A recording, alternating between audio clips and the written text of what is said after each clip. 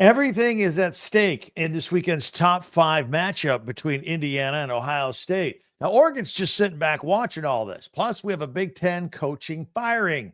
Locked on Big Ten starts right now.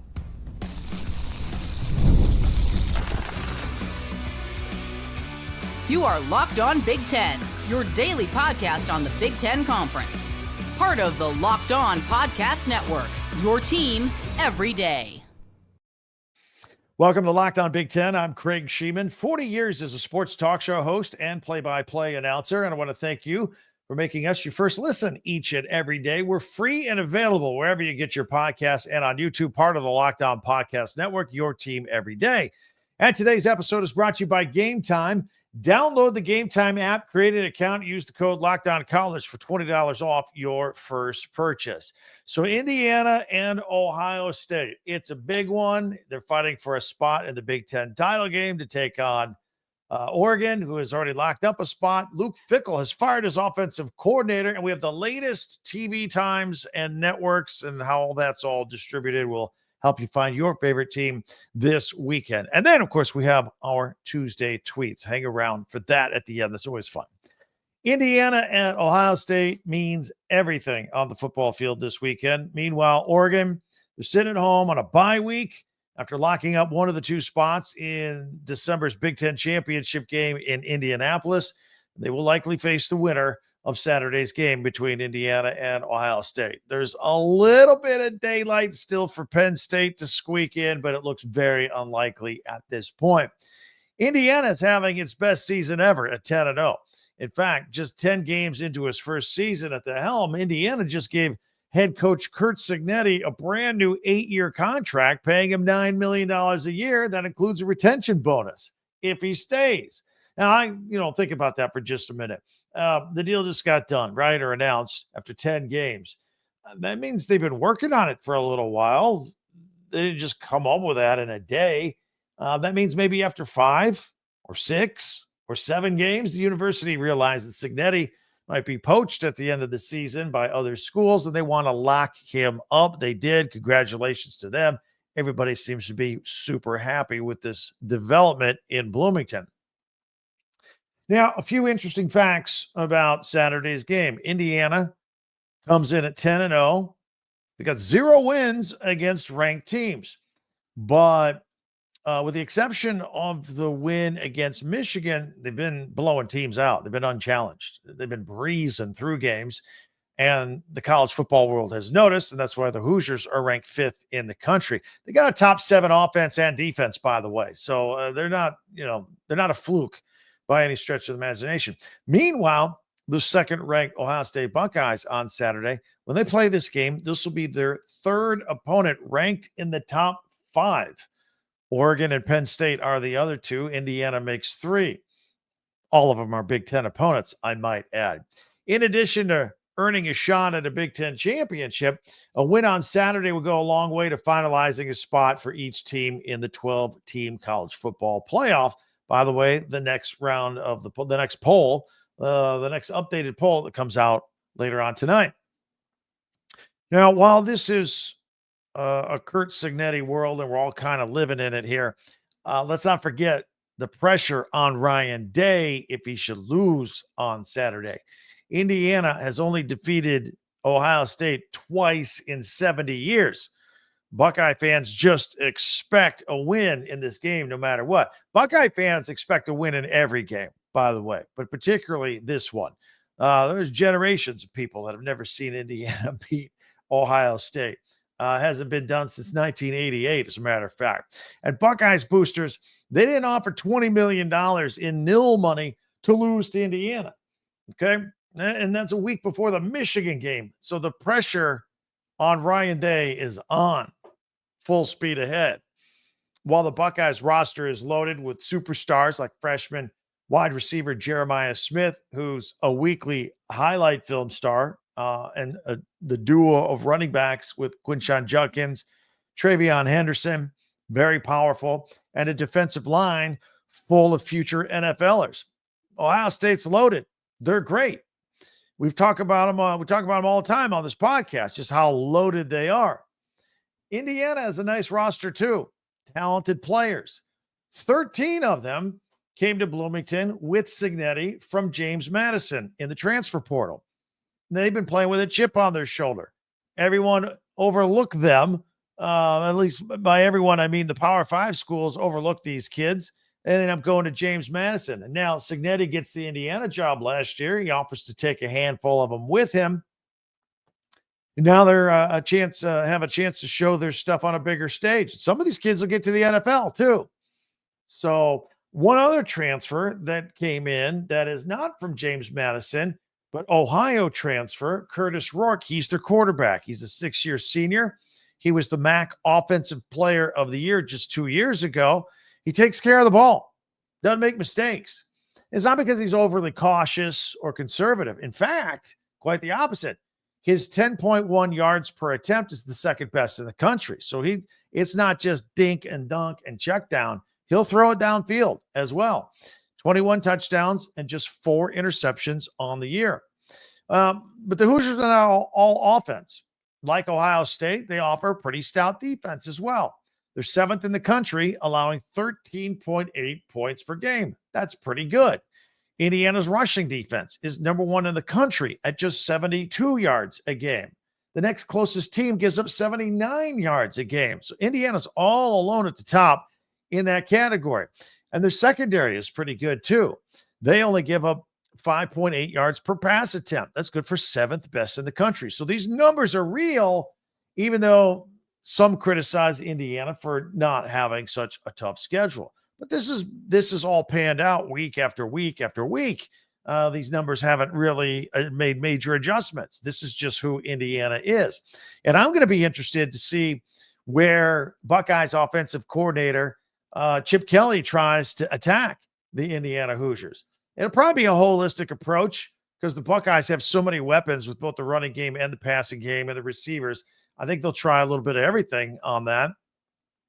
And I also think there's some value here for the Buckeyes having played 2 top 5 opponents already. They're battle tested and they're ready to go. Meanwhile, Indiana has only been challenged once this season, and that was during its win over Michigan. And things got a little tight in the second half of that game. And it was good for the Hoosiers to finally face a little bit of adversity and come out ahead. But, my opinion here, I think when it got close, some of those former James Madison kids that helped lead Indiana, I think they saw the mazed wing on the helmet, something they were used to seeing on TV all the time. And I think they forgot that the Hoosiers, were the better team on the football field before they snapped out of it and ended up securing the win.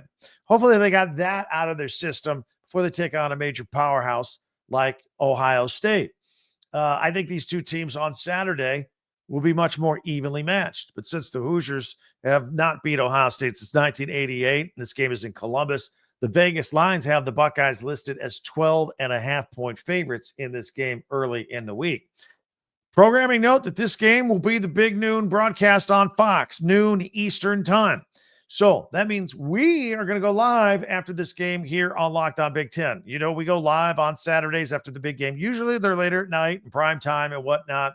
So this is going to be a little bit of an earlier time than we're used to and that you're used to. So I would plan around 4 o'clock Eastern, 1 o'clock Pacific. We will go live. We'll talk about this game and all the other games coming up or having been played at the same time on Locked On Big Ten live on our YouTube channel. Mark your calendars. Hope to see you there. We can't wait to do that. Would love some early week thoughts from you guys, comments on YouTube, if you don't mind. Hoosier fans, what do you think? Buckeye fans, you got another top 5 opponent here. What do you think? Love to hear some crosstalk on the comment section on YouTube. So fire away with that. Meanwhile, also want to invite all of you to check out more of our podcasts and some merchandise if you want to get it in time for Christmas. Do some Christmas shopping. We have links from all the Big Ten schools with all their school merchandise, hats, sweaters, sweatshirts, and all that right there alongside all of our podcasts on our website, talkbig10.com. That's talkbig10. That's the number 10, talkbig10.com. We always also ask you to subscribe. We get about 500 subscribers a month here. We're very proud of that. Just hit the subscribe button and you're free and you can join the club like everybody else. No personal information is ever required and it is always free. It's not like free to sign up and charge you later. It's free forever. Just hit the subscribe button and share and follow and like Locked On Big Ten for free wherever you get your podcast. That way you'll get the latest episode of Locked On Big Ten as soon as it becomes available each and every day. All right, we got some happenings going on around the Big Ten that I want to talk about. First of all, Luke Fickell fired his offensive coordinator right after the Oregon game over the weekend. A prized 5-star quarterback has decommitted from one Big Ten school. He may be available for another Big Ten school.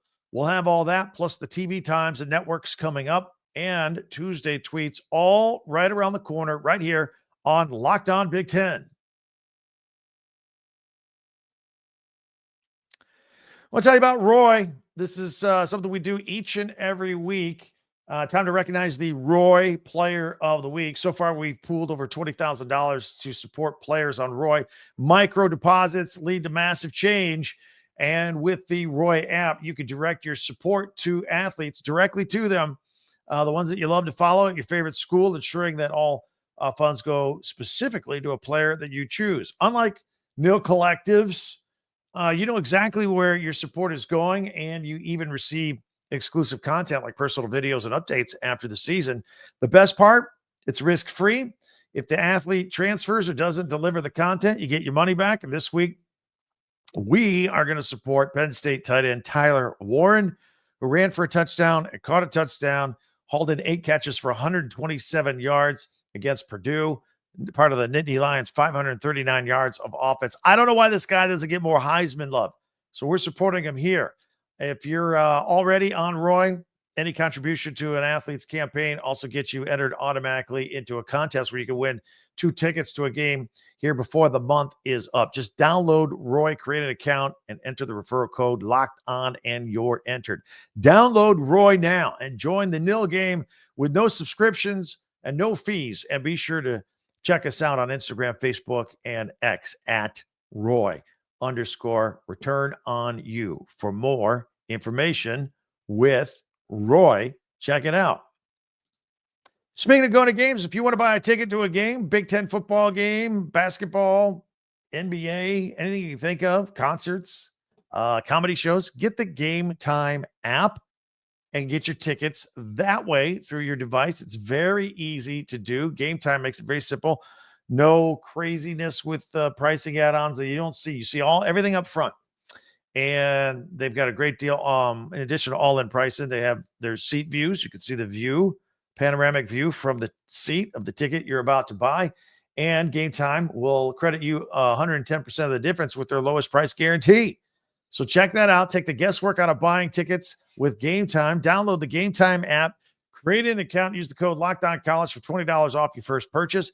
Terms apply. Again, create an account and redeem code LOCKEDONCollege, LOCKEDONCOLLEGE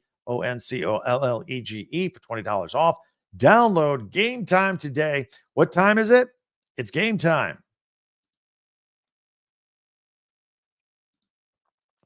Well, thank you for making Locked On Big Ten your first listen each and every day, especially you everydayers out there.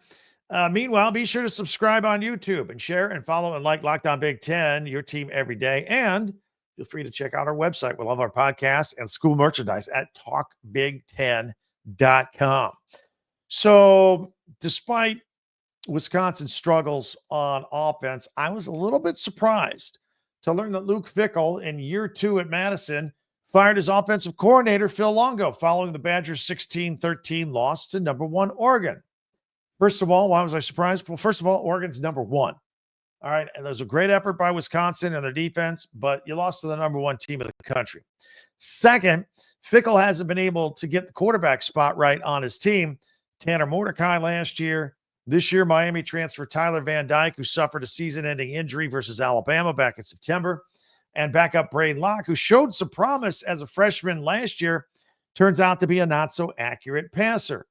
And that alone could be the blame for Saturday's loss against Oregon, because he had a couple passes that were just off the mark. They blew some scoring opportunities in that game. Otherwise, the Badgers, they had the Ducks reeling a little bit. The Badgers were actually leading in the fourth quarter of that game. That hardly seems the offensive coordinator's fault or the fault of play calling. Fickell hired Longo on day 1 when he took the job, and together They promised to change Wisconsin from its bread and butter, the ground and pound offensive attack with giant offensive linemen and powerful running backs. And they wanted to switch that overnight to an air raid attack, which never materialized last year or this year. Again, bit of a problem at quarterback. It's never even been close to fruition. So last year and still this year, Wisconsin, you look at the roster, they are built to run the ball, not be an air raid. Got to get quarterback right. Got to get more speedy receivers. So look, numbers don't lie. The Badgers ranked 97th nationally in scoring, 102nd in passing, and the current 3-game losing streak has seen them fail to top 13 points every single time. And Braden Locke only threw for 96 yards in versus Oregon's pretty tough defense. All this is bad offense. Don't get me wrong. But it feels like this is a major scapegoat situation or scapegoat move by Fickell. And I think he's the one that deserves the lion's share of the blame here. The number 2 quarterback, in other news, the number 2 quarterback in the country is a 5-star for class of 2025, Julian Lewis. Now, he's been committed to Southern Cal, even though he still kind of pokes around a little bit, but he gave a verbal commitment last year to USC. And now he is decommitted from USC. And this could have huge ramifications in college football with National Signing Day coming up in a few weeks. Lewis just took an unofficial visit to Georgia for their game this weekend against Tennessee. He also visited Coach Prime in Colorado back on October 26th. And he is very close to Curt Cignetti and his staff at Indiana, as they were one of the first ones to reach out to Lewis when they were still at James Madison, and they have been fairly close. That would be interesting if he left USC and ended up at Indiana. This is Curtis Rourke's last year as quarterback for the Hoosiers. Once Lewis commits at signing day or sooner, his plan is to enroll early in January, hit the ground running before spring football. Also, with this opening at USC, 4-star quarterback and Texas A&M pledge, Husan Longstreet has flipped his verbal pledge to the Trojans. So they've already got a replacement in mind. USC has lost 6 commitments, though, in the class of 25 because of a very disappointing, mediocre season this season. And finally, you may have noticed Northwestern's game against Ohio State this weekend was at Wrigley Field. We've talked about it here. More details have emerged about the Wildcats' new Ryan Field, which will be completed in time for the 2026 season. It's a complete redo, knock the old one down, building a brand new one.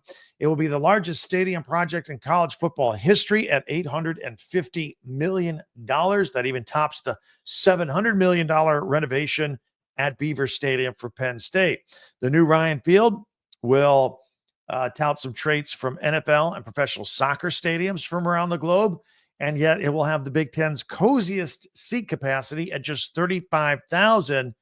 But the worst seat of this stadium will be 100 feet closer to the field than the most expensive seat in the Big House in Ann Arbor by comparison. It's going to be right on top of the field. This is according to their developers putting this together. And finally, now let's get you caught up with all the TV times and networks, because that's always up in the air going into the weekend this time of year. Friday night, Purdue at Michigan State. That is an 8 p.m. Eastern time kickoff on Fox. Then the next day, 10-0 Indiana versus 9-1 Ohio State. That's the big noon kickoff, noon Eastern time on Fox. As we mentioned, Ohio State, a 12.5-point favorite in that one. That'll draw a huge number, that game.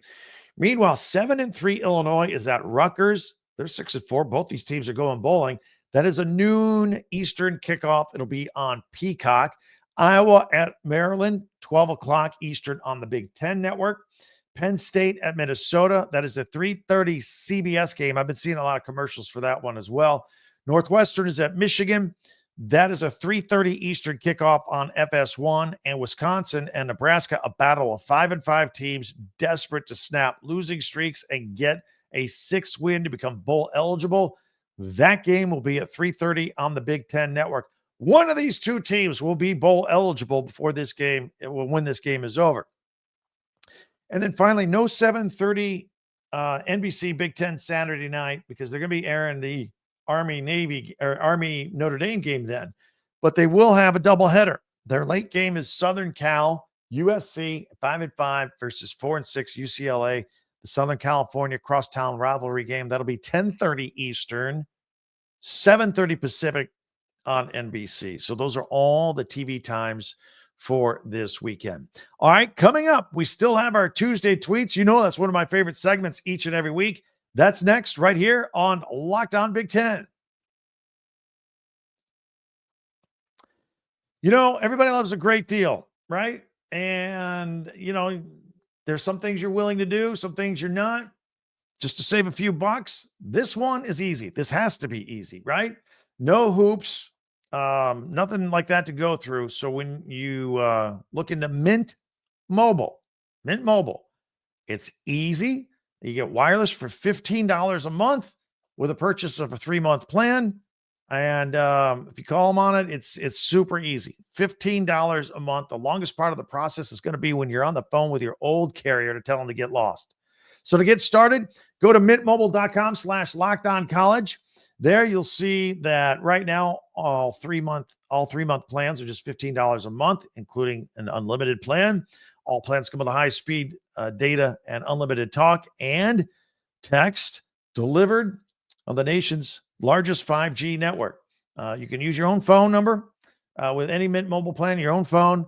And again, bring your phone. That's big. You can be able to keep your phone number that you've always had along with all of your existing contacts. So find out how easy it is to switch to Mint Mobile and get 3 months of premium wireless service for $15 a month. To get this new customer offer and your new 3-month premium wireless plan at just $15 a month, go to mintmobile.com. Go to mintmobile.com/lockedoncollege. That's mintmobile.com/lockedoncollege. Cut your wireless bill to $15 a month at mintmobile.com/lockedoncollege. $45 upfront payment required, equivalent to the $15 per month. New customers on first 3-month plan only. Speeds slower, above 40 gigabytes on unlimited plan. Additional taxes, fees, and restrictions apply. See Mint Mobile for details. All right, it's time for our Tuesday tweets. Always like this. Follow us on Twitter at Talk Big Ten. And I see something on there I like, and it's from you. I'll put it on there. So let's go full screen with it. If you're on audio only, we'll describe it as best we can with the detail here. And this is a picture of tight end Tyler Warren from Penn State against Purdue. This is from at college, at PFF_college. 11 touches, 190 total yards, 2 touchdowns. Again, why does this guy not get more Heisman hype? We need more tweets, more social media on this guy. Sticking with Penn State at ESPN CFB. Penn State was unstoppable against Purdue. Drew Aller's 89.5% completion percentage is the best in a game by a Penn State quarterback in the last 25 seasons. He was 17 of 19, 247 yards, and 3 touchdowns in their 49-10 win over Purdue. There's a picture of James Franklin and Drew Aller. Here's a picture of Dylan Gabriel and Dan Lanning. It's from at Cam Derby TV. Oregon has officially introduced themselves to big boy football. Hashtag go Bucks or Ducks. Number 1, Oregon is heading to Indianapolis for the Big Ten championship game. That's right. They locked that up. We'll see if they play Indiana or Ohio State. I know I keep hearing Penn State fans say, hey, we still got a chance. Slim chance. This is from at IU Barstool. We're the emerging superpower in college football. Why would I want to leave? That is a quote from Kurt Segnetti. Here he is doing an interview on Big Noon Kickoff, getting the new contract. Everybody talking about, listen to that. Indiana is an emerging superpower. Why would he want to leave? Here is from at Swanky Wolverine. It's a strong arm of a Michigan football player and a strong arm of a Los Angeles Charger. Of course, it says crushing football teams from the state of Ohio together.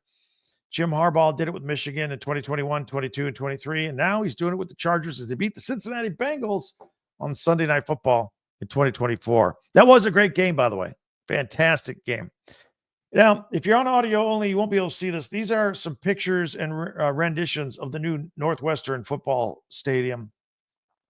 inside and out. This is from Adam Rittenberg at ESPN. Northwestern today released details of the new Ryan Field, an $850 million project that is the largest in college football history and could launch a new type of college football stadium design focused on enhancing fan experiences, incorporating elements from recent NFL stadium builds. The inside looks like a formal dining room in there where the big boosters are going to hang out.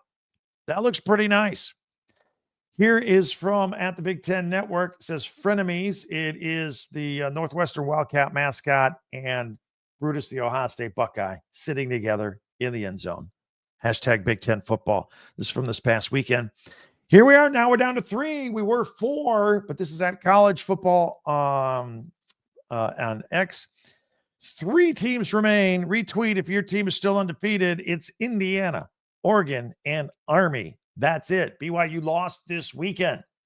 So now we're down to 3 undefeated teams, 2 of them in the Big Ten. Here's an overhead shot of the horseshoe at Columbus from at Seth Toe. Both College Game Day and Big Noon Kickoff will be in Columbus next weekend ahead of the Indiana football versus Ohio State football game. Both the major network pregame shows will be there at Ohio State. There you go. That's pretty good. Pretty exciting. Here's a picture of Jeremiah Smith in midair from at Woody v. Swirled. Woody versus the World, sorry. It's the new Heisman pose. It just dropped. Yeah, in midair, he's making an actual catch, and it looks very close to the Heisman pose. That's pretty cool. Not this year, but maybe next year. Here's more from Ohio State. At Ohio State football, offensive player of the game, Carnell Tate. A couple of pictures of him in action in the game against Northwestern. Again, we mentioned this yesterday. He's from the Chicago area. So to come back home, take on Northwestern, and play at Wrigley Field was a big deal for him. And he caught 2 touchdown passes in the game. So that was pretty cool. And that's it for our Tuesday tweets. All right. Send me one. Maybe I'll have some good ones out. Let me know. Always willing to put them in there if you send them each and every week. I do this on Tuesdays. In the meantime, we're rolling through another very important week of Big Ten football. We'll continue to preview what's coming up this weekend. Tomorrow, we'll have our power rankings out, the standings as we see them. In the meantime, many ways for you to interact with me. If you want to hit me up at Twitter or X at TalkBig10. Don't forget our website, talkbig10.com. And also comments on YouTube are fantastic. Keep them coming. Absolutely love all of those. Speaking of our website, Talk Big Ten, let me put the crawl back there on the bottom. There you go, Talk Big Ten. Another reminder, we'll go live after the Indiana-Ohio State game earlier than we normally do on Saturday. It's a big game. We've got to be on talking about it. Be sure to subscribe. It's free. And follow this podcast right now on your favorite podcast app, and you'll get the latest episode of Locked On Big Ten as soon as it becomes available each and every day. Thanks for joining us today, and I can't wait to talk again tomorrow. Tell your friends about us. For Locked On Big Ten, I'm Craig Sheeman. We'll see you next time.